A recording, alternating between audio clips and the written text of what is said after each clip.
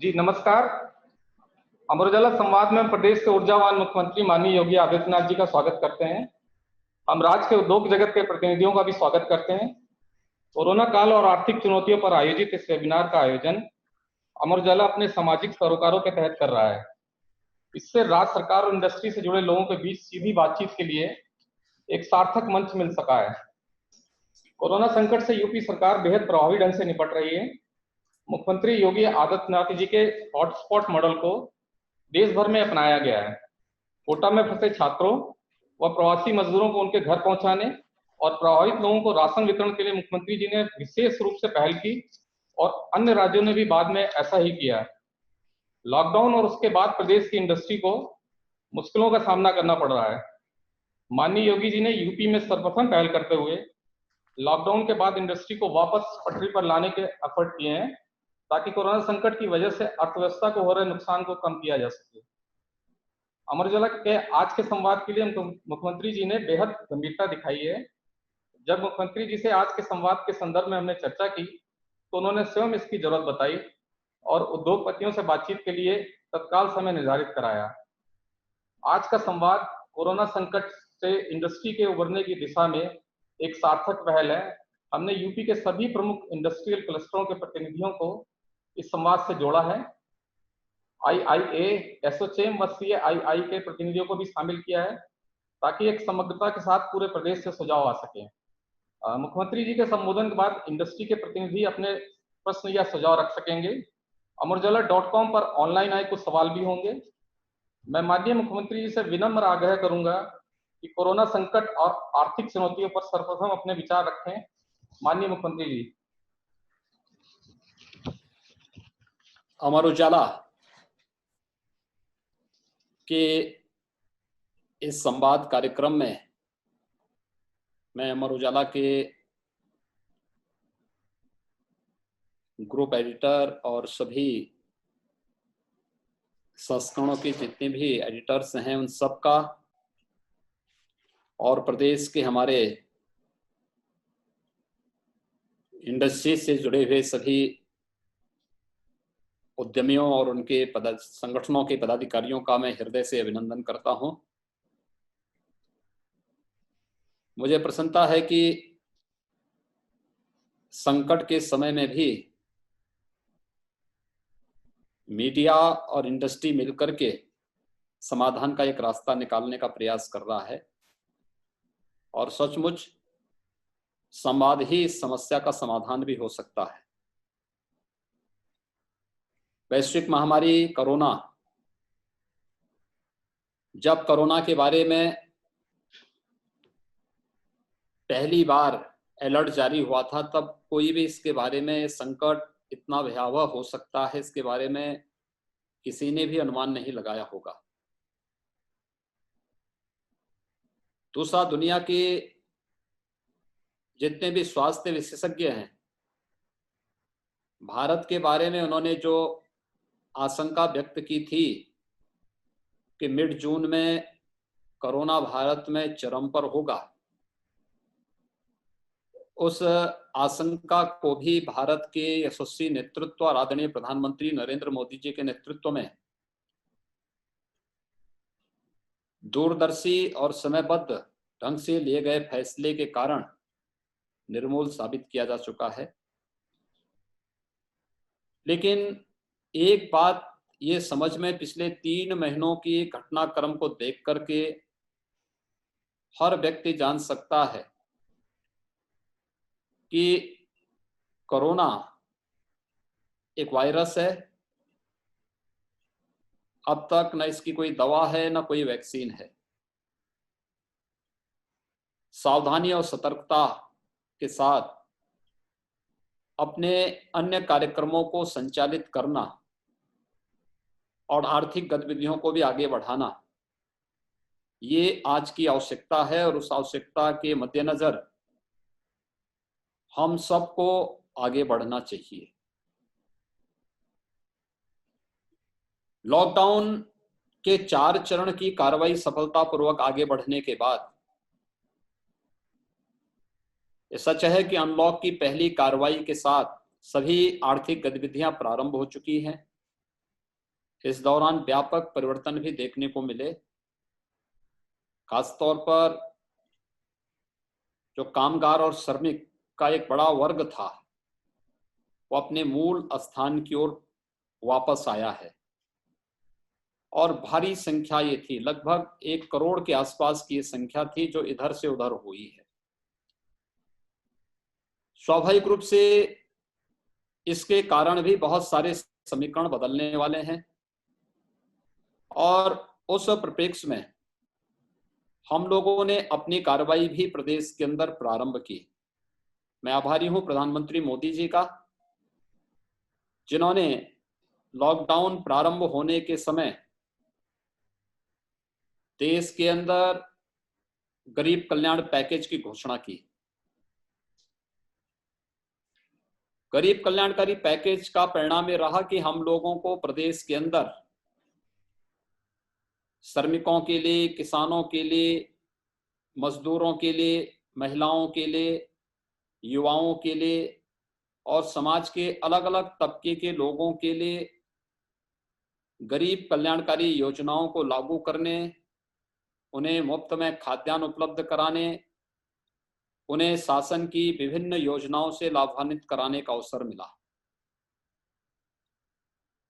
हम लोगों ने स्वयं अब तक प्रदेश के अंदर जो हमारे निर्माण श्रमिक हैं, पटरी व्यवसायी हैं, विश्वकर्मा श्रम सम्मान से आच्छादित होने वाले कारीगर हैं या फिर इस कैटेगरी में अन्य जितने भी ऐसे लोग थे, कुली थे, पल्लेदार थे, इन सबको हम लोगों ने प्रदेश के अंदर भरण पोषण भत्ता दिया और ये लगभग 34 लाख की संख्या है जिन्हें हम लोग प्रदेश के अंदर ये लोग रह रहे थे। या लोगों को ये सुविधा हम लोगों ने प्रदेश के अंदर उपलब्ध कराई है। वृद्धावस्था पेंशन, विधवा महिला पेंशन, दिव्यांगजन पेंशन और कुष्ठावस्था पेंशन के लगभग 87 लाख, यानी ये संख्या 86,71,000 है। इन लोगों को पेंशन, जून तक की पेंशन हम पहले ही दे चुके हैं, लेकिन इन 3 महीनों के दौरान भारत सरकार के प्रधानमंत्री पैकेज में 1,000 रुपए की अतिरिक्त राशि इन लोगों के लिए उपलब्ध हुई थी। सारी राशि उन लोगों तक पहुंचा दी गई है। 2 करोड़ 4 लाख किसानों को प्रधानमंत्री किसान सम्मान निधि का पैसा 2,000 प्रति माह अतिरिक्त उनके खाते में पहुंचा दिया गया है। 2 बार पहुंच चुका है, तीसरी बार उनके अकाउंट में जा रहा है। 3 करोड़ 56 लाख वे महिलाएं जिनका जनधन, बहुत गरीबी की रेखा के नीचे जीवन यापन करती हैं और उनके पास जनधन अकाउंट है, तो उन्हें 500 रुपए उनके अकाउंट में प्रतिमाह देने की व्यवस्था, ये कार्य भी अब तक संपन्न किया जा चुका है। ये तीसरी बार उनके अकाउंट में पैसा जा चुका है और इस सफलतापूर्वक ये कार्य संपन्न हो रहा है। 1 करोड़ 54 लाख से अधिक उज्ज्वला योजना में जो गरीब परिवार थे जिनके पास अपना रसोई गैस का सिलेंडर, जिन्हें मुफ्त में उपलब्ध कराया गया था, उन्हें रसोई गैस के सिलेंडर उपलब्ध करवाए गए।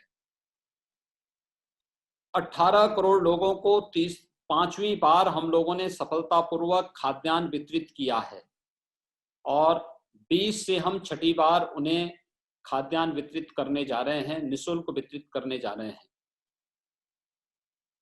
ये कार्य जहां गरीब कल्याणकारी पैकेज के अंतर्गत हमने प्रदेश के अंदर संपन्न किए, मनरेगा के मजदूर थे, 88 लाख मजदूरों को प्रदेश के अंदर हम लोगों ने उनके बकाये के साथ साथ अन्य जो उनको मजदूरी का बढ़ोतरी करके 180 रुपये से बढ़ा करके 202 रुपये करने और रिकॉर्ड मात्रा में उन्हें काम देने की कार्रवाई प्रदेश के अंदर प्रारंभ की। प्रदेश के अंदर हम लोगों ने इंडस्ट्री से जुड़े हुए सूक्ष्म, लघु, मध्यम उद्यम और बड़े उद्योगों में जो लेबर प्रदेश के अंदर काम करते थे, उद्योग लॉकडाउन के दौरान बंद रहे, लेकिन हम लोगों ने उद्योगों के साथ बैठक करके उन लोगों का मानदेय उद्योग से दिलवाया। 1800 करोड़ रुपए का भुगतान इस रूप में मजदूरों को उद्योगों के माध्यम से करवाया गया। लेकिन साथ ही साथ लॉकडाउन के तीसरे चरण के प्रारंभ होने के साथ ही आदरणीय प्रधानमंत्री जी ने 20 लाख करोड़ रुपए का एक भारी भरकम पैकेज भी घोषित किया। और इस भारी भरकम पैकेज में 3 लाख करोड़ रुपए का पैकेज केवल सूक्ष्म लघु मध्यम उद्यम के क्षेत्र में ही कार्य करने वाले लोगों की दृष्टि से था, स्ट्रीट वेंडर के लिए है, और भी अन्य तमाम प्रकार की योजनाओं का लाभ उसमें किसानों के लिए है। अलग अलग सेक्टर के लिए उसमें बहुत अच्छे प्रावधान किए गए हैं। और जिस दिन पीएम पैकेज घोषित हुआ, भारत सरकार ने पीएम पैकेज घोषित किया, उसके अगले दिन ही हम लोगों ने 57,000 से अधिक प्रदेश के अंदर अपने उद्यमियों को बैंक से कोलेटरल लोन उपलब्ध कराने में सहायता, हमें तुरंत मदद मिली। यानी एक साथ हमारे यहाँ सहायता भी चल रही है, कल्याणकारी कार्यक्रम भी चल रहे हैं, लेकिन साथ साथ भविष्य की कार्य योजनाओं को लेकर के भी हम लोगों ने तेजी के साथ अपना कार्यक्रम आगे बढ़ाया है और ये निरंतर आगे बढ़ता जा रहा है। आज हम लोग इन्हीं सब कार्यक्रमों को लेकर के चल रहे हैं और आज मुझे बताते हुए प्रसन्नता है कि प्रदेश में अब तक 35 लाख से अधिक प्रवासी कामगार और श्रमिक उत्तर प्रदेश में वापस आया है, जिनका हम लोगों ने अब तक स्किल मैपिंग की कार्रवाई संपन्न कर दी है। उत्तर प्रदेश में सबसे बड़ी मात्रा में, बड़ी संख्या में प्रवासी कामगार और श्रमिक आया है, लेकिन जिस व्यवस्थित तरीके से हम उनको लेके आए, मैं आभारी हूं भारत सरकार का, जिन्होंने हमें ट्रेन की सुविधा उपलब्ध करवाई, अन्य दूर दराज के क्षेत्रों से, राज्यों से उन्हें भारत यहाँ अपने उत्तर प्रदेश में लाने में। और हम लोग आज सुबह तक 1657 ट्रेन हमें उपलब्ध हुई है भारत सरकार में, जिसके माध्यम से हम प्रदेश के अंदर कामगार और श्रमिकों को प्रदेश के अंदर वापस लाए हैं। लेकिन साथ साथ हम लोगों ने प्रदेश में भी जो लोग कामगार और श्रमिक अन्य राज्यों में जाना चाहते थे, प्रदेश में काम कर रहे थे, उन्हें भी कुशलता पूर्वक प्रदेश से भेजने की कार्रवाई यहां से हमने संपन्न करवाई। उत्तर प्रदेश परिवहन निगम की हमारी 12,000 से अधिक बसेज और साथ साथ हर जनपद में 200 बसेज हम लोगों ने प्राइवेट जिलाधिकारी के डिस्पोजल पे अतिरिक्त अलग से उपलब्ध करवाई थी, जिनका उपयोग वे लोग वहां पर स्थानीय स्तर पर कर सकते थे। इस कार्रवाई को हम लोगों ने सफलतापूर्वक आगे बढ़ाया। यानी ये कार्य एक व्यवस्थित रूप से आगे बढ़ने के क्रम में प्रदेश सरकार ने यहाँ पर किए थे। और हम लोग जब भी कोई प्रदेश के अंदर कामगार और श्रमिक आया तो पहले हम उन्हें क्वारंटीन सेंटर में लेके गए। 15 लाख लोगों के लिए हमारे पास क्वारंटीन की क्षमता के प्रदेश के अंदर क्वारंटीन सेंटर उपलब्ध थे, यानी इंस्टीट्यूशनल क्वारंटीन सेंटर हमारे पास मौजूद है। यहाँ पर उनके रहने खाने की व्यवस्था, फिर यहाँ पर उनको मेडिकल स्क्रीनिंग करके राशन का किट देकर के 15 दिन का राशन देकर के उनको घरों तक पहुंचाने की व्यवस्था, घर में रख करके उस दौरान मेडिकल स्क्रीनिंग उनकी निरंतर होती रहती है।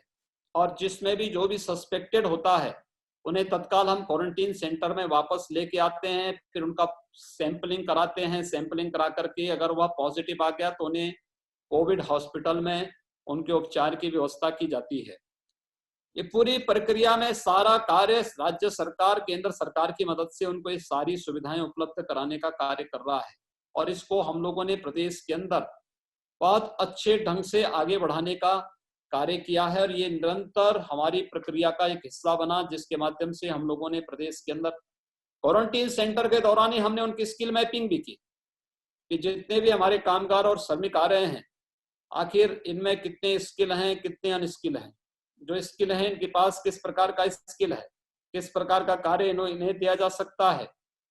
और जो भी होम क्वारंटीन के बाहर आ रहे हैं उन्हें उनकी स्किल के अनुरूप रोजगार उपलब्ध कराने की कार्रवाई भी युद्ध स्तर पर हम लोगों ने प्रारंभ की है। पूरे प्रदेश के अंदर यह कार्य युद्ध स्तर पर चल रहा है।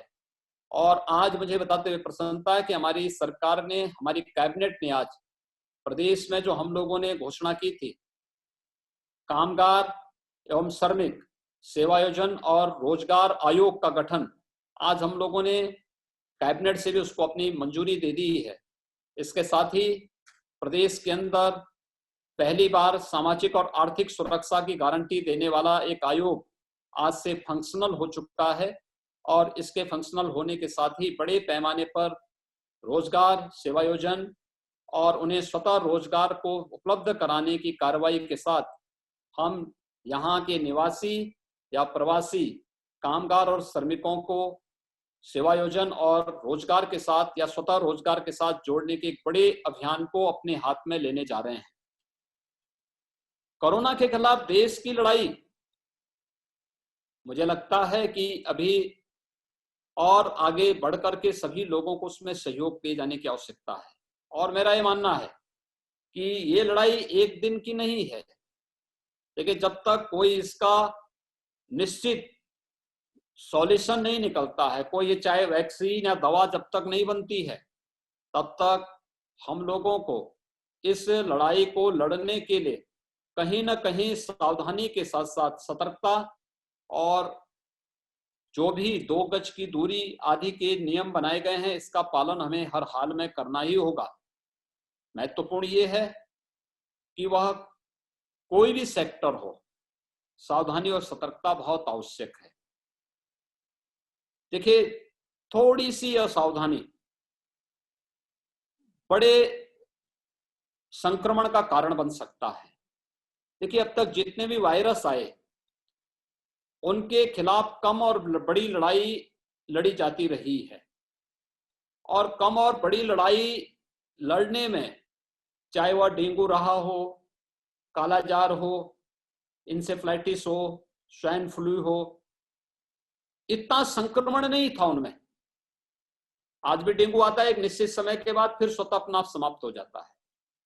सावधानी जरूर बरतनी पड़ती है, लेकिन यहाँ पे जो कोरोना वायरस है, इसका जो संक्रमण है, यह संक्रमण इस हद तक का संक्रमण है कि संक्रमण के कारण व्यापक पैमाने पर जो संक्रमण फैल रहा है, यद्यपि अगर आप डेथ रेट देखेंगे तो डेंगू से कम कोरोना का है, लेकिन उस सब के बावजूद चूंकि ये संक्रामक है और इसके कारण हो, उसके बाद जो सावधानी है, जिन लोगों को इसमें सावधानी बरतनी चाहिए, बुजुर्ग हैं, कई बीमारियों से ग्रसित लोग हैं, गर्भवती महिलाएं हैं, कमजोर लोग हैं, 10 वर्ष से कम के बच्चे हैं, इन सब के लिए खतरनाक हो सकता है। ये कुछ सावधानियां थी जिसको लेकर के हम लोगों को अवश्य सतर्कता बरतनी पड़ेगी, और इसीलिए हमारी सरकार ने कुछ इसके लिए कदम उठाए। खासतौर पर पहले जागरूकता के कार्यक्रम पहले चरण में चलाए गए, स्वच्छता का, सैनिटाइजेशन के कार्यक्रम चलाए गए। स्वच्छता और सैनिटाइजेशन की कार्रवाई के बाद हम लोगों ने प्रदेश के अंदर टेस्टिंग लैब स्थापित करने की कार्रवाई की। जब कोरोना का पहला पेशेंट उत्तर प्रदेश में आया था, तब हमारे पास कोई टेस्टिंग लैब नहीं थी। तब हम लोगों ने उस समय प्रदेश के अंदर जो भी लोग हमारे पास आए थे, तो उनका उपचार करने के लिए सफदरजंग दिल्ली का सहारा हम लोगों ने लिया था। और आज हमारे पास 33 लैब उत्तर प्रदेश में मौजूद हैं और 15,000 से अधिक टेस्टिंग हम लोग आज प्रतिदिन करने की क्षमता अपने पास रखते हैं।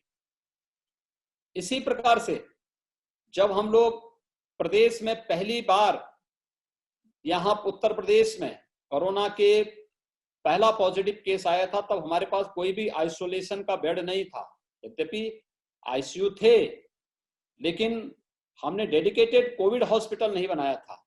आज हमारे पास 1,01,236 डेडिकेटेड कोविड हॉस्पिटल में बेड मौजूद हैं। वो लेवल 1 में भी हैं, लेवल 2 में भी हैं, लेवल 3 में भी हैं। प्रदेश में जब कोरोना पॉजिटिव के केसेस आने प्रारंभ हुए थे, तो 1 महीने तक स्थिति ये थी कि हमारे पास 36 जनपद ऐसे थे जिनमें एक भी वेंटिलेटर नहीं था। आज हमारे 75 के 75 जनपदों में वेंटिलेटर की सुविधा है, ऑक्सीजन की सुविधा है, और हम लोगों ने लेवल 1 और लेवल 2 के हॉस्पिटल प्रदेश के सभी 75 जनपदों में बना दिए हैं। लेवल 3 के भी हमारे पास 25 हॉस्पिटल मौजूद हैं। लेकिन अभी भी हमारे सामने चैलेंज बना हुआ है, कोरोना चेन को तोड़ना, हर हाल में संक्रमण को रोकना। और एक तरफ कोरोना के संक्रमण को रोकना, तो दूसरी तरफ जो प्रदेश के निवासी या प्रवासी दोनों प्रकार के कामगार, श्रमिक, युवक जो भी हैं, इन सभी लोगों को व्यवस्थित रोजगार और सेवा योजन के साथ जोड़ने की एक बड़ी कार्रवाई भी एक चैलेंज के रूप में हमारे सामने है और इस पर हम लोग एक साथ कार्य कर रहे हैं। स्वाभाविक रूप से जब रोजगार और सेवा योजन की मैं बात करता हूं तो जो सबसे बड़ा पैकेज इस समय पीएम पैकेज में मिला है वह सूक्ष्म लघु मध्यम उद्यम के क्षेत्र में कार्य करने वाले उद्यमियों की सहायता के लिए मिला है और इसमें अपार संभावनाएं, कम पूंजी में ज्यादा रोजगार, कम पूंजी में सुरक्षित रोजगार और अधिक से अधिक लोगों को समायोजन करने की संभावना, ये सारी चीजें हैं। और मुझे हमें तो इस पूरी लड़ाई में देखने को मिला कि एमएसएमई सेक्टर ने हम लोगों को बहुत पॉजिटिव रिस्पांस भी दिया कि वह हर एक स्तर पर लोगों को, नौजवानों को अपने यहाँ समायोजन करने, रोजगार देने और उसके माध्यम से फिर उनको भविष्य के प्रति एक सुनहरा मंच उपलब्ध कराने के लिए एमएसएमई सेक्टर ने बहुत सकारात्मक सहयोग हमें उपलब्ध कराया। मुझे विश्वास है कि जो जिस दिशा में कार्य प्रारंभ हुआ है, चाहे वह एमएसएमई सेक्टर का हो, स्ट्रीट वेंडर का हो या फिर अन्य जितने भी इस प्रकार के कार्यक्रम आज भारत सरकार के पीएम पैकेज के माध्यम से चल रहे हैं, निश्चित ही इसके सार्थक परिणाम आएंगे और कोरोना के खिलाफ देश की लड़ाई में न केवल सफलता प्राप्त होगी अपितु हम लोग इसको एक अवसर के रूप में देखते हैं और इस अवसर का लाभ हम प्रदेश के नवनिर्माण में भी इसका लाभ लेने में सफल होंगे। मैं धन्यवाद दूंगा अमर उजाला परिवार को जिन्होंने आज इस वेबिनार के माध्यम से प्रदेश के एमएसएमई सेक्टर से जुड़े हुए हमारे उद्यमी बंधुओं को और साथ ही साथ अमर उजाला परिवार से जुड़े हुए सभी जो महत्वपूर्ण स्तंभ हैं, इन सभी के साथ एक संवाद बनाने का अवसर दिया है। मैं विश्वास के साथ कह सकता हूं कि हम लोग कोरोना के खिलाफ लड़ाई भी लड़ेंगे, लेकिन अधिक से अधिक रोजगार सृजन करने की दिशा में भी हम आगे बढ़ेंगे। धन्यवाद मुख्यमंत्री जी। कोरोना की चेन तोड़ना बहुत जरूरी है और इसके लिए 2 गज की दूरी रखनी होगी, साथ ही व्यवस्थित रोजगार की भी व्यवस्था करनी होगी। अब हम सवालों और सुझावों का सिलसिला शुरू कर रहे हैं। मेरा फिर से निवेदन है कि समय बेहद सीमित है, सभी को अपनी बात कहने का मौका मिल सके, इसलिए अधिकतम 1 मिनट में अपनी बात रखें। पूर्वी उत्तर प्रदेश से हम इसकी शुरुआत कर रहे हैं। पद्मश्री रजनीकांत प्रदेश में हैंडीक्राफ्ट को पहचान दिलाने में अहम भूमिका इन्होंने निभाई है। मैं रजनीकांत जी से कहता हूँ कि कृपया अपनी बात कहें। रजनीकांत जी। माननीय मुख्यमंत्री जी को प्रणाम वाराणसी से। नमस्ते जी। और हमें गर्व है कि आप जैसे मुख्यमंत्री इस देश के सबसे विशाल प्रदेश में हैं और जिन्होंने इतनी बड़ी मजबूती के साथ में सशक्त भारत के निर्माण में भूमिका निभा रहे हैं और कोरोना के संक्रमण काल में प्रदेश को आगे लेके जाने का काम कर रहे हैं। हमें गर्व है ये कहते हुए कि उत्तर प्रदेश में अभी तक 26 उत्पादों को जीआई का दर्जा मिल चुका है, जिसमें 23 उत्पाद हैंडीक्राफ्ट के हैं और ये पूरे देश में सर्वाधिक है किसी भी एक प्रदेश में। तो हमारा सिर्फ 2 ही आग्रह आपसे है कि एक तो उत्तर प्रदेश में जीआई प्रोत्साहन नीति का उसको मंत्रिमंडल से पास करा दे ताकि कानूनी जमा हो सके। जीआई प्रोत्साहन नीति उत्तर प्रदेश के अंदर। दूसरा, उत्तर प्रदेश में जीआई बोर्ड का गठन हो जाए, क्योंकि जीआई जो है यही लोकल से ग्लोबल जाएगा। कानूनी रूप से सिर्फ जीआई ही एक ऐसा उत्पाद है जिसको कानूनी रूप से हम कह रहे हैं कि लोकल से ग्लोबल होगा वोकल के द्वारा। तो जीआई बोर्ड का गठन उत्तर प्रदेश में, देश का पहला राज्य उत्तर प्रदेश होगा जहां पे जीआई बोर्ड का गठन होगा और राज्य पहला होगा जहां पे कि राष्ट्रीय जीआई पॉलिसी का आप ये मंत्रिमंडल से पास करा के उसको लागू कराएंगे। लाखों लोगों को, जो प्रवासी भी लौट रहे हैं, जो स्थानीय लोग भी हैं, उनको इसका बहुत बड़ा लाभ मिलेगा। यही आपसे आग्रह है। रजनीकांत जी, आपने बहुत महत्वपूर्ण मुद्दा उठाया है और ये खासतौर पर हैंडीक्राफ्ट के बौद्धिक संपदा अधिकार से जुड़ा हुआ मुद्दा है। स्वाभाविक रूप से अगर अपने प्रोडक्ट को हम ब्रांडिंग करना चाहते हैं और दुनिया के मार्केट में छाना चाहते हैं तो ये बहुत आवश्यक है। और मुझे प्रसन्नता है कि हम लोगों ने इन्हीं सब बातों को लेकर के वन डिस्ट्रिक्ट वन प्रोडक्ट की अपनी योजना को प्रदेश के अंदर एक तो लागू किया। दूसरा, हम लोगों ने अपने परंपरागत उत्पाद की क्वालिटी को देखने के लिए क्वालिटी काउंसिल ऑफ इंडिया के साथ हमारा बेहतर संवाद है, उनके साथ हमारे एमओयू हैं और लगातार अलग अलग स्थानों पर उनकी सहायता हम लोग लेते हैं, जिससे अधिक से अधिक पैमाने पर यानी कौन सी आज की डिमांड क्या है, डिमांड और सप्लाई के गैप को हम दूर भी कर सकें और लोगों की समस्याओं का समाधान भी कर सकें। कॉमन फैसिलिटी सेंटर को इसी श्रेणी में आगे बढ़ाने की कार्रवाई हमारे स्तर पर की जा रही है और आपने जो सुझाव दिए हैं वो सचमुच बहुत महत्वपूर्ण हैं और मेरा विश्वास है कि हम लोग प्रदेश के अंदर हैंडीक्राफ्ट के बौद्धिक संपदा अधिकार का जो महत्वपूर्ण मुद्दा है, क्योंकि उत्तर प्रदेश जैसे राज्य इसकी कीमत को पहचानना मैं मानता हूं ये आवश्यक है, क्योंकि मैं इस बात को मानता हूं कि 1947 में जब ये देश आजाद हुआ था तब भारत की प्रति व्यक्ति आय से ज्यादा उत्तर प्रदेश की प्रति व्यक्ति आय थी। आज 2016 में यह प्रति व्यक्ति आय भारत की जो नेशनल एवरेज था उसका 1/3 आकर के अटक गई थी।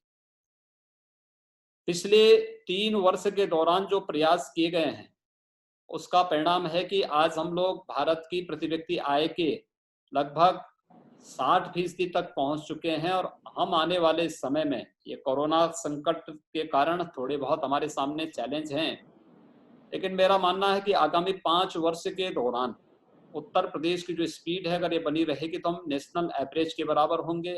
एक दूसरा, मेरा ये मानना है कि इसको हम एक गति तो देने में सफल होंगे। दूसरा, उत्तर प्रदेश को जो आदरणीय प्रधानमंत्री जी ने कहा है कि वो लोकल को वोकल और लोकल को ग्लोबल बनाने का कार्य, ये तभी होगा जब हम उसकी बौद्धिक संपदा के अधिकार को उसको दिलाएंगे।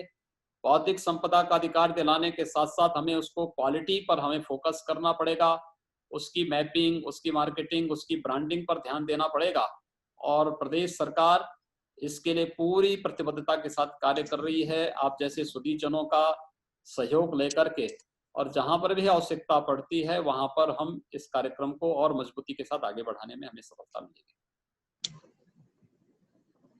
मैं नोएडा से विनोद शर्मा जी को बोल रहा हूं कि वो अपनी बात कहें। विनोद शर्मा जी इलेक्ट्रॉनिक्स मैन्युफैक्चरर हैं और सीआईआई यूपी के पूर्व चेयरमैन हैं। विनोद शर्मा जी। माननीय मुख्यमंत्री जी नमस्कार। सर, इसमें कोई शक नहीं है कि ये जो आपकी लीडरशिप एनर्जेटिक और सकारात्मक जो रही है उसने हमें बड़ा हौसला दिया है सभी उद्यमियों को। और मुझे बड़ी खुशी है कि नोएडा में मैं और मेरे कई साथी आज करीब 50 से 60% अपने लोगों को लेकर 50 से 60% की कैपेसिटी यूटिलाइजेशन कर पा रहे हैं। और मुझे पूरी उम्मीद है कि अगर भगवान ने चाहा साथ रहा तो सितंबर तक हम करीब नॉर्मलसी की तरफ आने लगेंगे। सर, मेरा सुझाव है हमारे श्रमिकों को लेकर, और जो मैं इलेक्ट्रॉनिक्स की बात की राजीव जी ने, इलेक्ट्रॉनिक्स एक ऐसा क्षेत्र जैसा आप जानते हैं सर कि जिसमें जीरो ड्यूटी पर हमें प्रतिस्पर्धा करनी पड़ती है चाइना जैसे कंट्रीज के साथ। मैंने एक फैक्ट्री चाइना में भी लगाई और मुझे उसका भी अनुभव है। जो मेन डिफरेंस है हम दोनों के बीच में, चाइना और हमारे बीच में, मुझे लगता है वो है कि हम अपने श्रमिकों को 8 घंटे की नौकरी देते हैं अपनी फैक्ट्री में। उसके बाद बेचारे जो बाकी 16 घंटे हैं वो नोएडा जैसे ही किसी क्षेत्र में, वो अच्छे घर में तो रह नहीं पाते, किसी एक स्लम कह लें उसको, किसी जो गांव आज एक स्लम बन चुका है जहां बिजली ठीक नहीं है, सूवेज ठीक नहीं है, पानी ठीक नहीं है, उसमें वो रहने लगता है और उसको कुछ ना कुछ बीमारी बेचारे को लगी रहती है। मेरा आपसे सुझाव सर ये है कि अगर हम इसी उद्यमी क्षेत्र में कोई एक पॉलिसी ले आए जिसमें कि वर्कर के हॉस्टल्स बन सके। मैं एज ए उद्यमी उसके पैसे देने के लिए तैयार हूं, किराया पर मंथ उनको दे दूंगा, लेकिन कोई आदमी इसको सही उद्योग की तरह चलाए ताकि उनको 3 समय का अच्छा खाना मिल सके, सही जगह वो रह सके। और उसमें जैसा चीन ने किया सर कि 8 घंटे की जगह अगर हम उनसे 12 घंटे काम करा सके, उस 12 घंटे में हम 2 वक्त का खाना हम ही दें उनको, एक सिंगल ओवर टाइम पे काम करें, तो मेरा ये मानना है सर कि हम चीन का मुकाबला इसमें कर पाएंगे। और तीनों का फायदा है। उद्यमियों का फायदा तो है ही, उद्योग का फायदा है, और सबसे प्रमुख श्रमिकों का फायदा है। और इसमें सर जो अभी प्रवासी श्रमिक जो हम कहते हैं, न केवल बाहर के प्रदेश से, नोएडा में कोई भी नोएडा का श्रमिक नहीं है, सभी कोई मेरठ, बरेली, वाराणसी से आए हुए हैं, तो वो भी एक तरह से प्रवासी हो गए क्योंकि बहुत दूर से आए हैं। तो उसमें अगर हम थोड़ा सा योगदान कर लें, तो बाहर से आए हुए श्रमिक है, इस दौरान अगर कुछ महीनों के लिए उनका पीएफ, उनका शेयर अगर स्टेट दे दे, तो मुझे लगता है कि ये पलायन जो हो रहा है, बाहर वापस जाने की जरूरत ना पड़ेगी, हम ही लोग उनको यहाँ पर खूब सारा काम दे पाएंगे। शुक्रिया।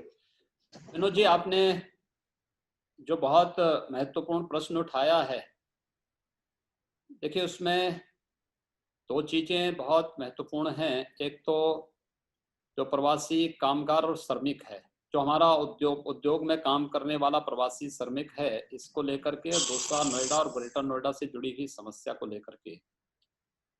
देखिए, एक तो हम लोगों ने नोएडा, ग्रेटर नोएडा को या फिर जेवर में एक नए इलेक्ट्रॉनिक सिटी को निर्माण करने की एक कार्रवाई को आगे बढ़ाया है, और मेरा अनुमान है कि हम लोग तेजी के साथ उस कार्यक्रम को आगे बढ़ाने में सफल होंगे। दूसरा, पीएम पैकेज में श्रमिकों के लिए और छात्रों के लिए आवासीय सुविधा उपलब्ध कराने के लिए भी प्रावधान किया गया है। भारत सरकार ने अभी जो अपनी पॉलिसी घोषित की है, उसके तहत पहले उन्होंने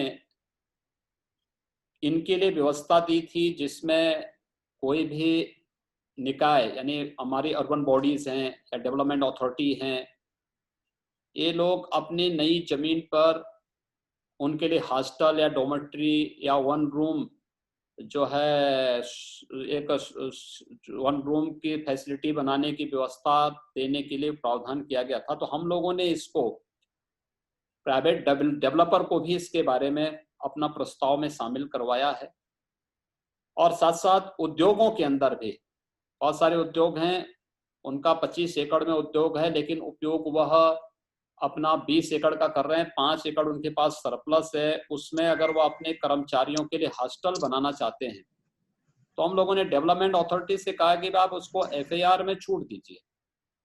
भारत सरकार जीएसटी में छूट दे रही है, इनकम टैक्स में छूट दे रही है। तो एक बड़े पैमाने पर, देखिए इस समय जो प्रवासी का जो कामगार और श्रमिकों ने बड़े पैमाने पर पलायन किया, उसके 2-3 कारण थे। एक, उनके लिए कोई एक इंटीग्रेटेड सेंटर नहीं था जहां पे उनको रखा जा सके। उद्योग क्यों बंद हो गए भाई? एक तो डिमांड के साथ साथ सबसे बड़ी समस्या उनकी थी कि वह श्रमिकों को रखेंगे कहाँ। ट्रांसपोर्टेशन का प्रॉब्लम था। इन्फेक्शन को रोकना है तो स्वाभाविक रूप से हमें हर प्रकार का लॉकडाउन करना था, तो लॉकडाउन के दौरान ये समस्याएं देखने को मिली, और इसको हम लोगों ने अपनी पॉलिसी का पार्ट बनाया है। और मेरा विश्वास है कि हम लोग, जो आपकी चिंता है, उस चिंता से भारत सरकार स्वतः ही पहले से ही चिंतित है, और भारत सरकार ने उसको अपनी पॉलिसी का पार्ट बनाया है। हम उसे ले रहे हैं, और हमारा प्रयास है कि कोई निजी डेवलपर, कोई जो अर्बन बॉडी है, कोई डेवलपमेंट अथॉरिटी है, या फिर कोई इंडस्ट्रियल अथॉरिटी है, जो कोई भी इसमें रुचि लेना चाहता है, उनको इस प्रकार की सुविधा, और वहां पर जो भी एफआईआर में छूट देने का हो, या फिर अन्य जो भी शिथिलता उनकी शर्तों के साथ बनाने की बात हो, तो उसको देने को वो सरकार पूरी तरह तैयार है, और उसके लिए उस प्रकार की पॉलिसी बना रही है। मेरा अनुमान है कि आने वाले समय में, देखिए इससे हमारे 2 काम होने जा रहे हैं। एक तो हम हर कामगार और श्रमिक को एक सम्मानजनक जीवन जीने की व्यवस्था कर पाएंगे। दूसरा, सर्दी है, गर्मी है, बरसात है, इसमें जो लोगों को, किसी को फ्लाईओवर के नीचे रहने के लिए मजबूर होना पड़ता है, कोई पटरी पे सोने के लिए मजबूर होता है, उनके लिए जब एक शेल्टर हो जाएगा तो फिर वह सस्ता हो, उसके रेगुलेशन की व्यवस्था दी जा रही है, बेहतर व्यवस्था बनाई जा रही है। और मेरा मानना है कि सभी लोगों को उसमें आना चाहिए, आगे आकर के इसको बनाना चाहिए। निश्चित ही एक बड़ा कार्यक्रम है और उनके हितों के लिए है। और हमने प्रदेश में जो प्रवासी कामगार और श्रमिक और कामगारों के लिए जो आयोग गठित किया है, इस आयोग में उनके आर्थिक और सामाजिक सुरक्षा की गारंटी का भी प्रावधान इसी बात को लेकर किया गया है।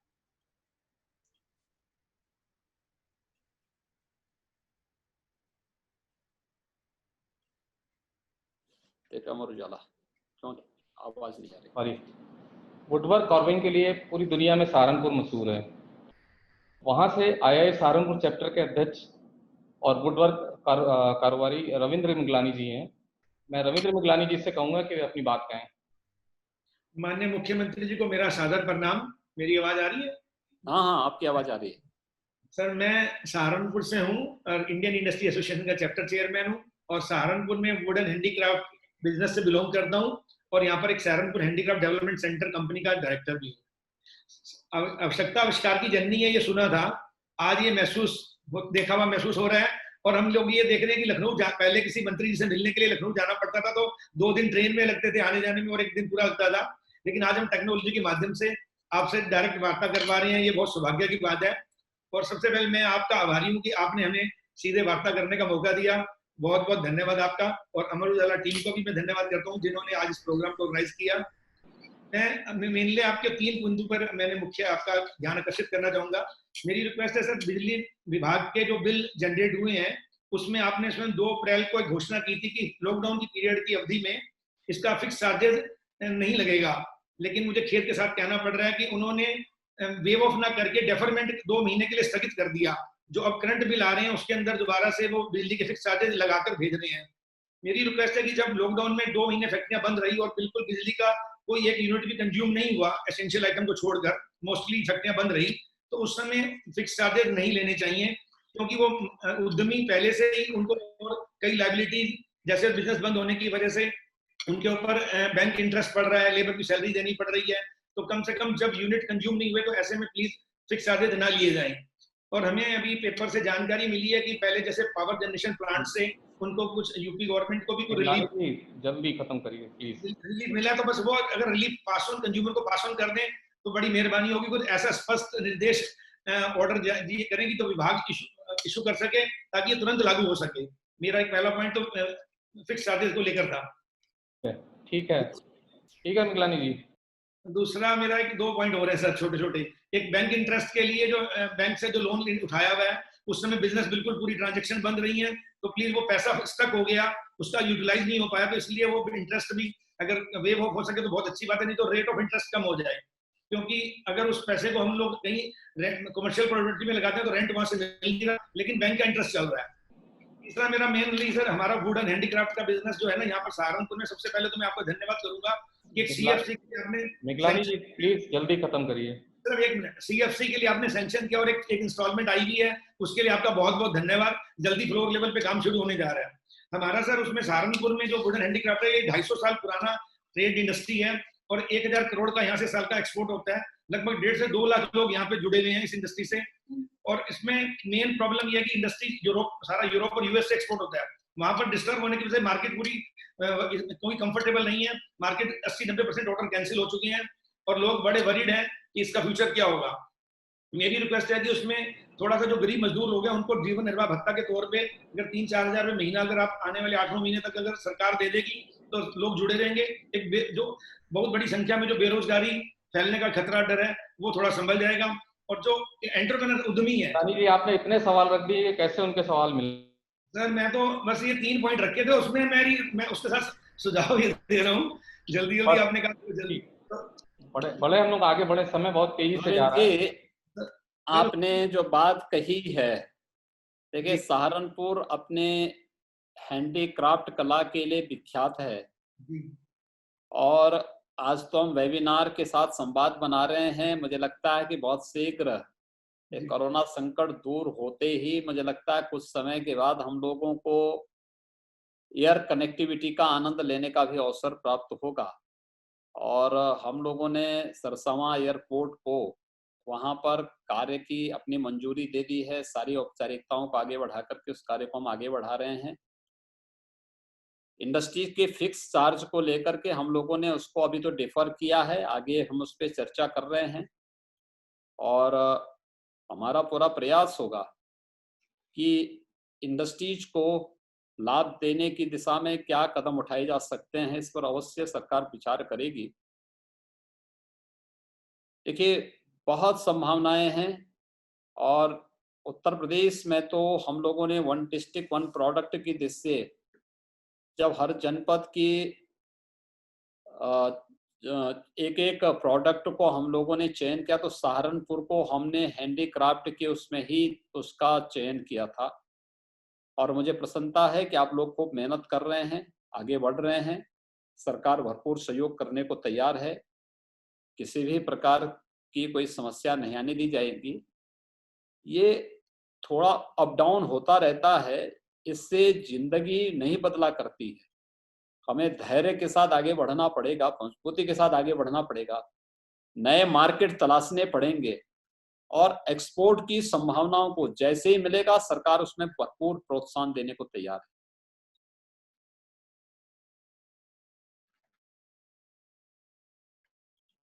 फोन का बंद हो गया भाई। कानपुर का प्रमुख कारोबार केंद्र है, कानपुर कारोबार का प्रमुख केंद्र है, वहां से सराफा स्ट्रीम के अध्यक्ष हैं महेश जैन जी। महेश जैन से मैं कहूंगा कि वो अपनी बात कहें। कृपया समय सीमा का जरूर ध्यान रखें। योगी जी सत प्रणाम, बहुत अभिनंदन कि आपने इस कोरोना के इतने बड़े भयंकर बीमारी में एक उदाहरण प्रस्तुत किया, अपना अदम्य साहस, दूरदृष्टि कंट्रोल किया कि जो हमारी क्षति होनी चाहिए थी उससे बहुत कम। इसके लिए आपको बहुत बहुत हृदय से उत्तर प्रदेश सराफा एसोसिएशन की तरफ से बधाइयां और धन्यवाद। अब सब समस्या जो है, जो आप लोगों ने अपने को डिस्कस करनी है कि हमारे यूपी के और बिहार के बहुत से मजदूर जो गुजरात और बॉम्बे में गए हुए थे व्यापार करने के लिए, नौकरी करने के लिए, वो इस परिस्थिति में वापस आए हैं।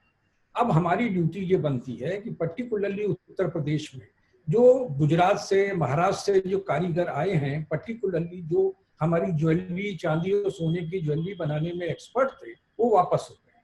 हमारा ये ध्येय और हमारी ये सोच है कि हम उत्तर प्रदेश में जो एक बहुत बड़ा ज्वेलरी का गढ़ है, मैन्युफैक्चरिंग का है, कंजम्पशन का है, एक्सपोर्ट का है, उनको डेवलप करें।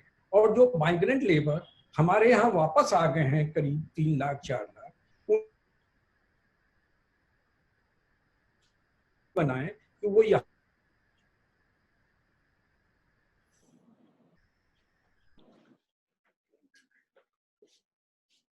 महेश जी, देखिए हमारे प्रदेश में 35 लाख से अधिक जी माइग्रेंट लेबर वापस आई हैं उत्तर प्रदेश में जी, और हमने प्रत्येक जितने भी प्रवासी कामगार और श्रमिक आए हैं इन सब की मैपिंग करके, स्किल मैपिंग करके, कौन क्या कार्य कर सकता, कितने स्किल हैं, कितने अनस्किल हैं, स्किल में क्या क्या कैटेगरी उनकी है, इन सब पर भी हम लोगों ने विचार करते हुए उसकी कार्रवाई प्रारंभ कर दी है। ठीक है। इसको लेकर के युद्ध स्तर पर हम कार्य कर रहे हैं। देखिए, उसमें कितने ऐसे लोग होंगे जो स्वतः रोजगार में विश्वास कर रहे हैं, तो उनको बैंकों के साथ जोड़ रहे हैं।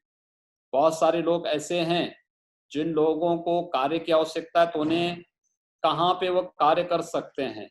कुछ लोग एग्रीकल्चर और उसके एलाइड सेक्टर में काम करने के इच्छुक हैं, उनको वहां पर कार्य दिया जा रहा है। कुछ इंडस्ट्री में काम करने के इच्छुक हैं, तो वहां पे हम लोगों ने इंडियन इंडस्ट्रीज एसोसिएशन के साथ में, फिक्की के साथ में, लघु उद्योग भारती के साथ में और भी अन्य अलग अलग सेक्टर के साथ हमारे एमओयू हुए हैं। वहां पर डिमांड हो रही है, वहां पर उनको भेजा भी जा रहा है।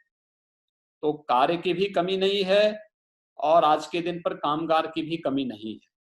और मेरा विश्वास है कि इन सब के आपसी समन्वय से, संवाद से उत्तर प्रदेश में प्रवासी कामगार और श्रमिक, मैं शुरू दिन से इस बात को कह रहा था कि ये हमारे लिए एक उपलब्धि होगी और उत्तर प्रदेश के विकास में इनका बहुत बड़ा योगदान हो सकता है।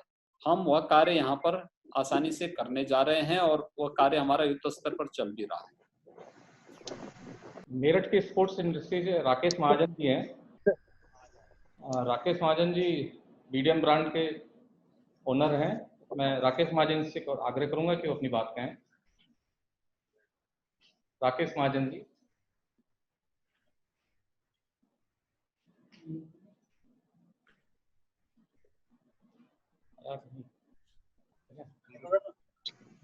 म्यूट कर दें। हाँ, राकेश महाजन जी प्लीज बोलिए। सर वीडियो स्टॉप हो रही है। कोई बात नहीं, आप बोलिए, तो आवाज आ रही है। बोलिए।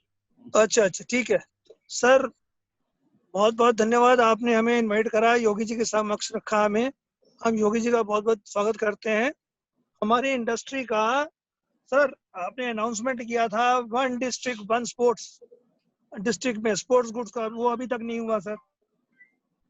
दूसरा पहलू हमारा है सर, स्पोर्ट्स यूनिवर्सिटी के लिए अनाउंसमेंट हुआ है, एयरपोर्ट के लिए हुआ था, वो भी नहीं हुआ अभी तक। और स्पोर्ट्स को सर कंपलसरी चाहते हैं हम लोग कि स्कूल कॉलेज में स्पोर्ट्स को कंपलसरी एज सब्जेक्ट किया जाए।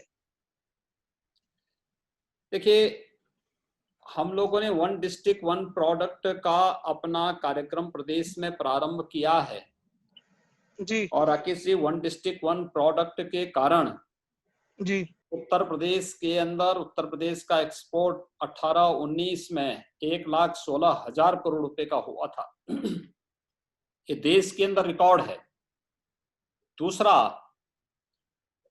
1 डिस्ट्रिक्ट 1 प्रोडक्ट में हम लोगों ने मेरठ में स्पोर्ट्स आइटम को मेरठ के लिए रखा और इसीलिए मेरठ के लिए हम लोगों ने एक अपने स्पोर्ट्स यूनिवर्सिटी के लिए चयन भी किया है।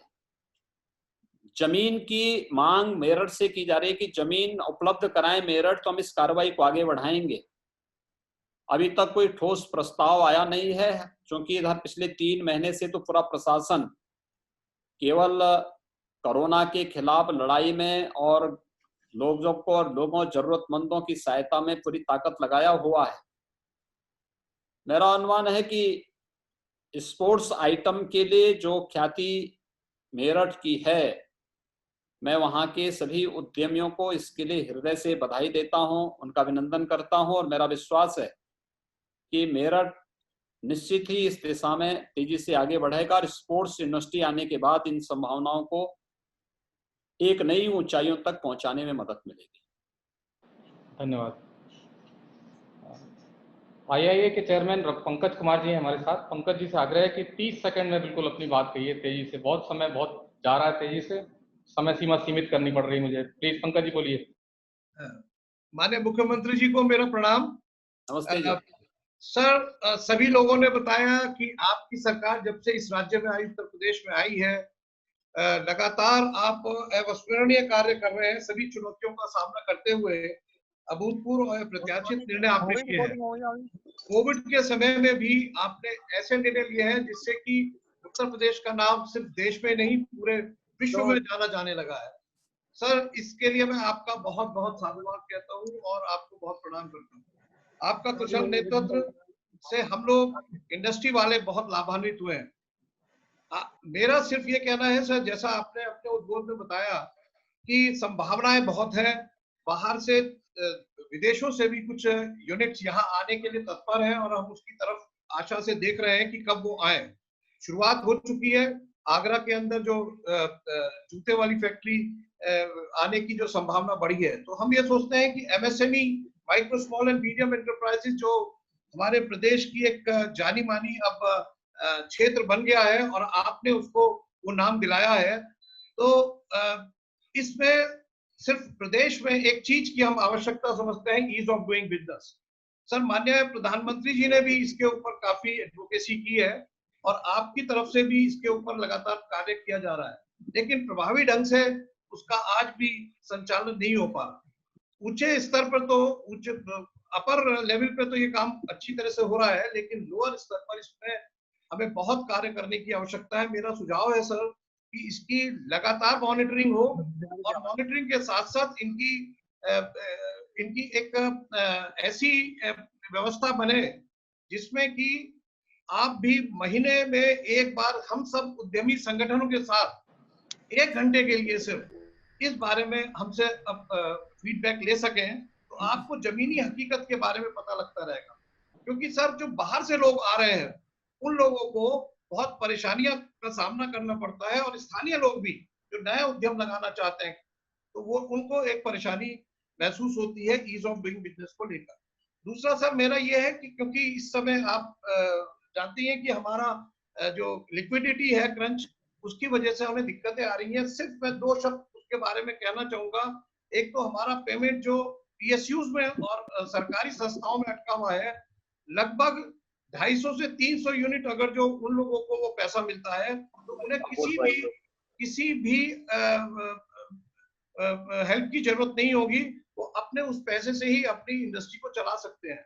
और सर ये जो हमारे पास फ्री होल्ड जमीन करने की आपसे हमने जो प्रार्थना करी थी, लीज होल्ड को फ्री होल्ड अगर कर देंगे, पंकज जी आगे बढ़े, ओनली तो उसके अंदर सर एक तो उद्यमियों को जो अननेसेसरी लैंड हमारे पास है, क्योंकि आज पैसे की आवश्यकता है तो वो बेचकर उसको फायदा उठा सकता है, सरकार को इसका रेवेन्यू मिल सकता है और नई इंडस्ट्रीज आ सकती है। उन नई इंडस्ट्रीज से सर हमारा रोजगार भी बढ़ सकता है। तो मैं इतने ही बात आपके समक्ष रखना चाहूंगा। यद्यपि बात बहुत है, आपकी बहुत सारी योजना इतनी सफल है, मैं उसके बारे में जिक्र करना चाहता था, लेकिन क्योंकि राजीव जी ने मुझे बताया कि समय बहुत सीमित है, मंत्री जी को आगे एक मीटिंग में भी जाना है। मैं पंकज कुमार जी, आपने जो बातें रखी हैं, आप इस बात को जानते हैं कि ईज ऑफ डूइंग बिजनेस में उत्तर प्रदेश ने पिछले 3 वर्ष के दौरान एक अच्छी छलांग लगाने का प्रयास किया है और निवेश मित्र पोर्टल इसी की श्रृंखला में तैयार किया गया आज का निवेश यानी एक सिंगल विंडो प्लेटफॉर्म है। मुख्यमंत्री कार्यालय स्वयं इसकी मॉनिटरिंग करता है और साप्ताहिक मॉनिटरिंग मैं स्वयं भी इसकी करता हूं।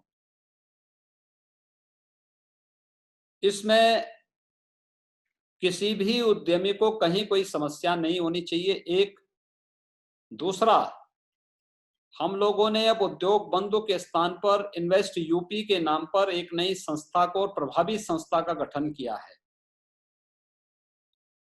निवेश की दृष्टि से निवेश अनुकूल पॉलिसी और उद्यमियों से और निवेशकों से जुड़ी हुई समस्या का समयबद्ध निस्तारण हो सके, इसके लिए उस प्रकार का एक मैकेनिज्म यहाँ पर वर्तमान में तैयार है। और मुझे लगता है जो भी नया निवेशक आएगा या पुराना निवेशक है, वह कोरोना संकट से उभरने के साथ ही जब इसको स्वयं अनुभव करता हो उसको दिखाई देगा। हमने मजबूती के साथ इस कार्यक्रम को आगे बढ़ा रहे हैं, कहीं कोई समस्या नहीं आएगी।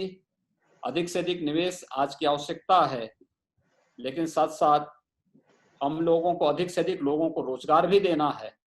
और मैं धन्यवाद दूंगा इंडियन इंडस्ट्रीज एसोसिएशन जैसी संस्थाओं को जिन्होंने इस संबंध में रुचि दिखाई है। गौतम बुद्ध नगर से राष्ट्रीय सचिव IIA के SP शर्मा जी हैं।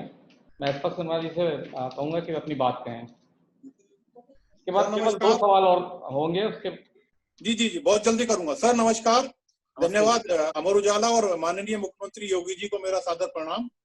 सर बहुत सारे पॉइंट बोल दिए, मैं केवल 2-3 पॉइंट ही है मैं बताऊंगा। सर जैसा कि हॉस्टल की बात अभी की थी, उसी के साथ में एक बात और जोड़नी चाहता हूं सर। फ्लैटेड इंडस्ट्री भी हमारे यहाँ पे बहुत जरूरी है गौतम बुद्ध नगर में, क्योंकि जमीनों के रेट बढ़ रहे हैं और जमीन का विस्तार करने के लिए जो असंगठित क्षेत्र की इंडस्ट्री है उनके लिए फ्लैटेड इंडस्ट्री की आवश्यकता है। नंबर 2 सर, यूपी सीडा बहुत पुराना औद्योगिक क्षेत्र है हमारे यहाँ पे और उसका अव्यवस्था बहुत ज्यादा है। उसका विलय गौतम बुद्ध नगर में अगर आप करा दें ग्रेटर नोएडा प्राधिकरण में, तो मैं समझता हूँ बहुत सारे संसाधन की और बहुत सारी जो अव्यवस्था वहां पे है उनका समाधान बहुत तीव्रता से हो सकेगा। नंबर 3 सर, बौड़ा की रेलवे स्टेशन हमारे यहाँ पे प्रस्तावित है जिसका विस्तार होना है, हावड़ा मेन लाइन पे है। उसी के साथ में मैं चाहता हूँ कि लेबर के लिए हॉस्टल की भी व्यवस्था कराई जाए, क्योंकि जो पूर्वी उत्तर प्रदेश और पूर्वी भारत से जो लोग काम करने गौतम बुद्ध नगर में या दिल्ली में या गाजियाबाद में या पड़ोसी जनपदों में जो लोग काम करने आते हैं, उनको अगर हॉस्टल की फैसिलिटी वहीं पे प्रोवाइड हो तो वो एक सकारात्मक कदम होगा। एक सर, हमारे यहाँ पे ESI हॉस्पिटल ग्रेटर नोएडा में नहीं है। एकमात्र हॉस्पिटल ESI का नोएडा में है, जो ग्रेटर नोएडा से 30 किलोमीटर दूरी पर है।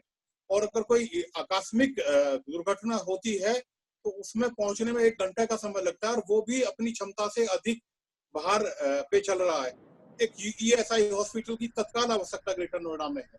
इसके लिए अगर तत्कालिक व्यवस्था अगर किसी जो प्राइवेट हॉस्पिटल्स हैं उसमें शारदा है, कैलाश हॉस्पिटल है या किसी और में, उनमें अगर उनकी व्यवस्था हो जाए तो एक सकारात्मक कदम होगा। सर एक और लास्ट पॉइंट है, क्योंकि बहुत सारे वक्ता भी और हैं। नहीं, समय कम है। नोएडा में अग्निशमन की घटनाएं बहुत सारी होती हैं गौतम बुद्ध नगर में, और अग्निशमन डिपार्टमेंट को और थोड़ा सा उन्नत करने की आवश्यकता ग्रेटर नोएडा के हिसाब से है, क्योंकि यहाँ पे बहुमंजिली इमारतें भी हैं और इंडस्ट्री भी अलग अलग तरह की हैं। तो अग्निशमन डिपार्टमेंट अगर यहाँ पे थोड़ा सा और स्ट्रांग होगा या थोड़ा सा और व्यवहारिक होगा, सुसज्जित होगा, तो मैं समझता हूँ बहुत अच्छा काम ग्रेटर नोएडा का।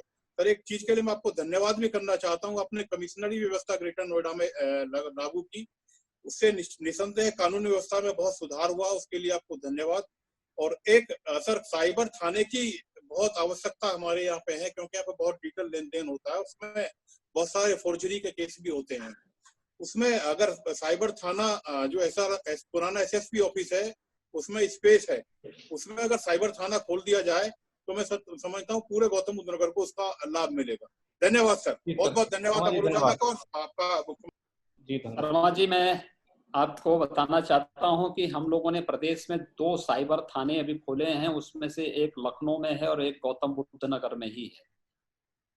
और नए समय के अनुरूप हमारी पुलिस टेक्नोलॉजी से युक्त हो, ये 2 महत्वपूर्ण थाने तो इस वर्तमान में हैं ही, साथ साथ हम लोगों ने कुछ और चीजें प्रारंभ की हैं। हर रेंज स्तर पर एक फॉरेंसिक लैब की स्थापना और प्रदेश के अंदर एक पुलिस एंड फॉरेंसिक यूनिवर्सिटी के निर्माण की कार्रवाई को भी हम लोगों ने तेजी के साथ आगे बढ़ाया है।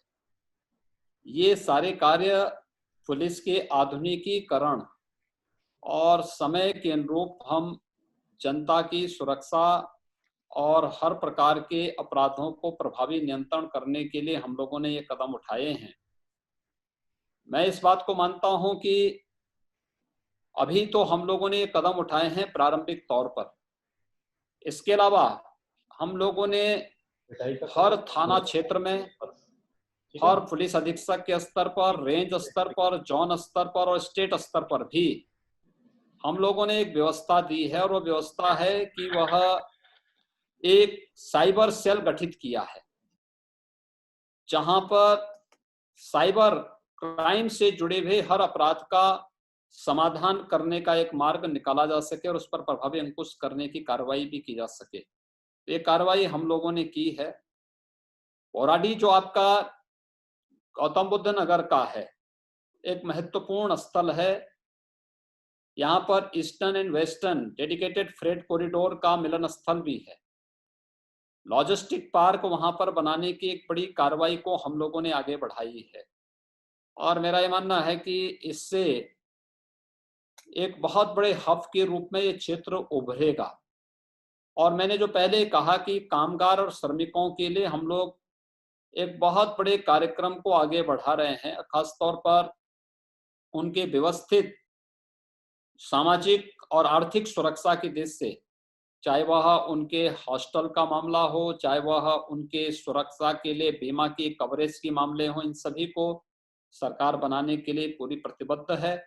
और निश्चित ही हम लोग इस कार्यक्रम को संयमबद्ध ढंग से आगे बढ़ा करके उनके हितों को संरक्षण दे करके प्रदेश के उद्योगों को प्रदेश के नवनिर्माण में और देश के नवनिर्माण में उनकी भूमिका को आगे बढ़ा सकेंगे। धन्यवाद सर। धन्यवाद।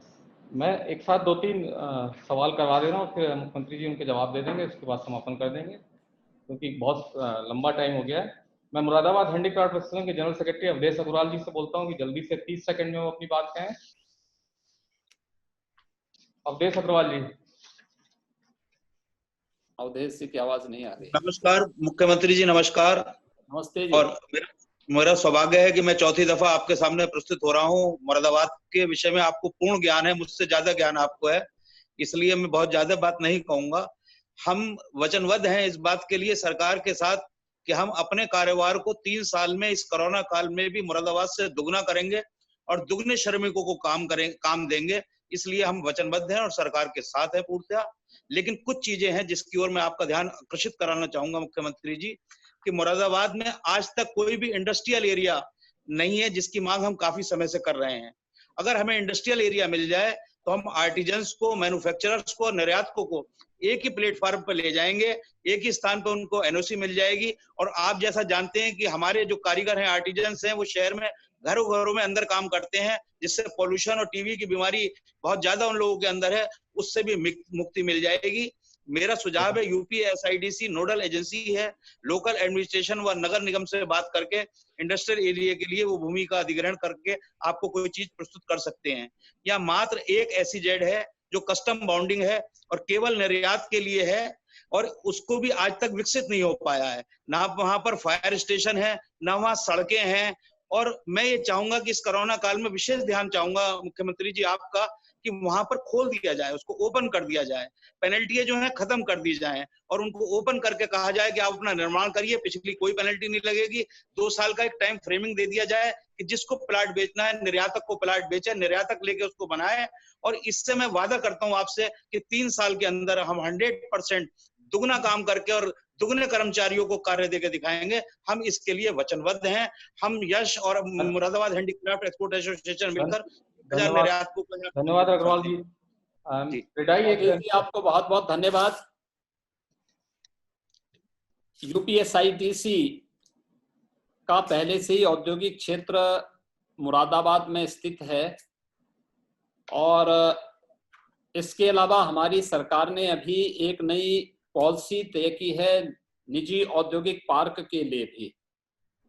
पहले यह 100 एकड़ और 150 एकड़ का क्षेत्रफल हुआ करता था, अब हम लोगों ने इसकी सीमा को बहुत कम कर दिया है। मुझे लगता है कि मुरादाबाद जैसे शहरों में जिस प्रकार की संभावनाएं हैं, सरकार वहां पे हर प्रकार की सुविधा देने के लिए पूरी प्रतिबद्धता के साथ कार्य करेगी।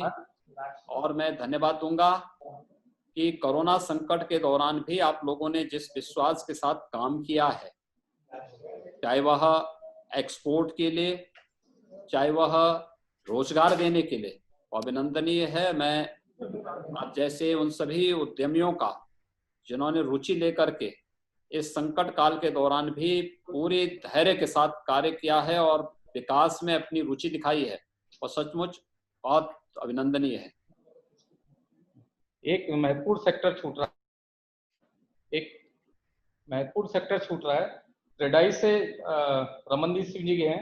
मैं रमनदीप सिंह जी से कहूंगा कि अपनी बात कहें, ये लास्ट सवाल होगा, इसके बाद हम कारपेट भी तो है सर, कारपेट उद्योग भी रह गया है, अभी अलीगढ़ का ताला उद्योग भी रह गया है। कारपेट से कोई आदमी को बोलेंगे नहीं, कारपेट नहीं है भाई। अलीगढ़ का ताला उद्योग भी रह गया। मैं अपनी बात बोलूं? हाँ बोलिए रमनदीप जी। माने मुख्यमंत्री जी को बरेली की धरती से नमन। और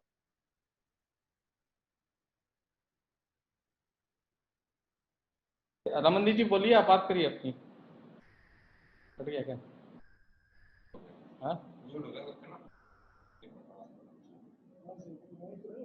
नहीं, रमनदीप लास्ट में। हाँ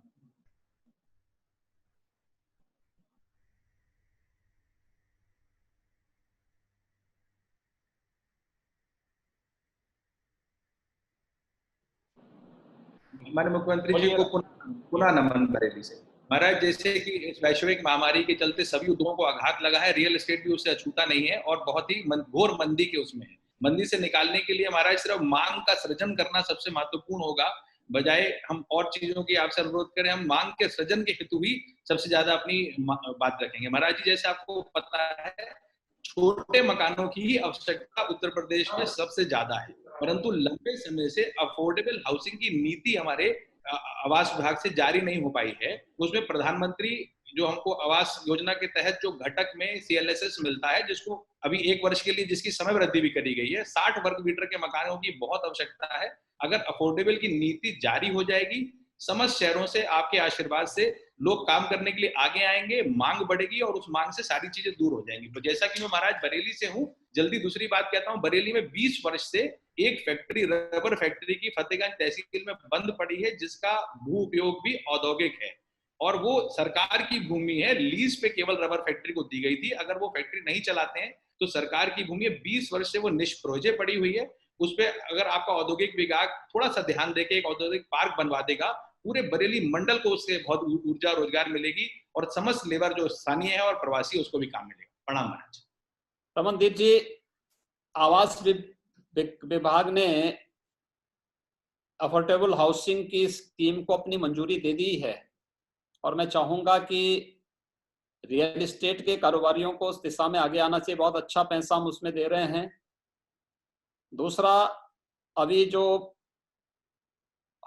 जो श्रमिकों के लिए और छात्रों के लिए सस्ते आवास दिलाने के लिए भारत सरकार ने पैकेज घोषित किया है, बहुत अच्छी स्कीम आई है। अगर सभी लोग रियल एस्टेट के सभी कारोबारी उसमें रुचि ले लेंगे तो मुझे लगता है कि दोनों का हित होगा। रियल एस्टेट कारोबार को भी आगे बढ़ाने में मदद मिलेगी, दूसरा उद्यमी और श्रमिकों के साथ साथ छात्रों के लिए भी वह स्कीम है, तो लोग उससे भी लाभान्वित होंगे। सरकार इन योजनाओं को आगे बढ़ाने के लिए पूरी प्रतिबद्धता के साथ कार्य कर रही है। दूसरा, आपने औद्योगिक पार्क की स्थापना की बात कही है। हम लोग न केवल सरकारी क्षेत्र में बल्कि हम लोगों ने तो निजी क्षेत्र में भी औद्योगिक पार्क विकसित करने की अपनी एक नई योजना को अपनी सहमति दी है और बड़े बड़े पार्क के बजाय छोटे छोटे पार्क भी 20 एकड़ में, 25 एकड़ में, 30 एकड़ में लोग बना सकते हैं। सरकार उसमें अपना सहयोग दे रही है और जो भी उद्यमी उस क्षेत्र में आना चाहेगा हम लोग उसका स्वागत करेंगे। धन्यवाद मुख्यमंत्री जी।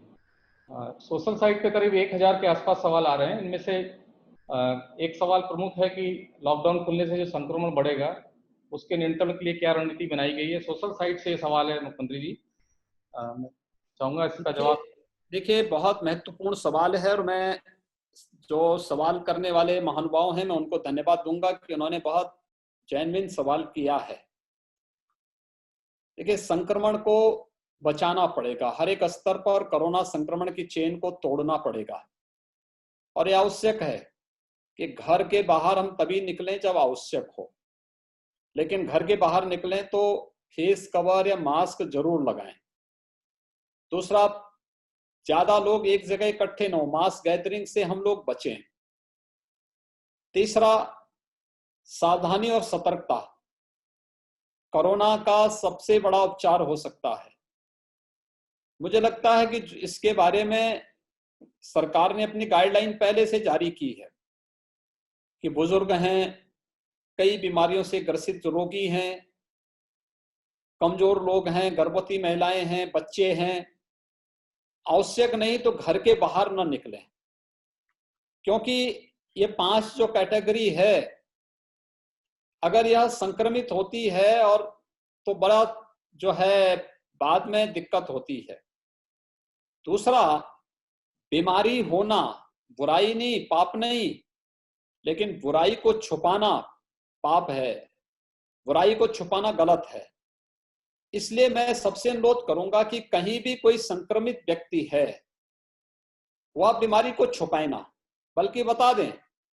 सरकार ने कोविड हॉस्पिटल की व्यवस्था की है, सारी सुविधाएं फ्री में वहां उपलब्ध कराई जा रही हैं, जिससे हम संक्रमण की चेन को हर हाल में तोड़ सकें, रोक सकें। और मुझे लगता है समाज को जागरूक करके हम इस कार्य को कर सकते हैं। एक एक व्यक्ति जब जुड़ेगा तब कोरोना परास्त होगा, कोरोना को तब हम समाप्त कर पाएंगे। लेकिन हर एक व्यक्ति संक्रमण को अगर छुपाने का प्रयास करेगा या फिर ऐसी हरकत करेगा जिससे संक्रमण को बढ़ावा मिलेगा तो स्वाभाविक रूप से दिक्कतें होंगी, संक्रमण और तेजी के साथ फैलेगा। जी धन्यवाद। मैं उन प्रतिनिधियों से खेद व्यक्त करता हूं जिनको सवाल मैं नहीं पूछ पा रहा हूं, उनके सवाल हम अलग से ले लेंगे और मुख्यमंत्री जी से उनके जवाब ले लेंगे। अमर उजाला मुख्यमंत्री जी के प्रति आभार व्यक्त करता है कि उन्होंने अपने बेहद व्यस्त और बहुमूल्य समय में से संवाद के लिए समय दिया और बहुत सारे सवाल हैं उनके बहुत उचित तरीके से उन्होंने जवाब दिए हैं। मैं उद्यमियों के प्रति भी आभार व्यक्त करता हूं कि उन्होंने संवाद में शामिल होकर आर्थिक संकट को दूर करने के लिए एक सकारात्मक बातचीत को दिशा दी। बहुत बहुत धन्यवाद।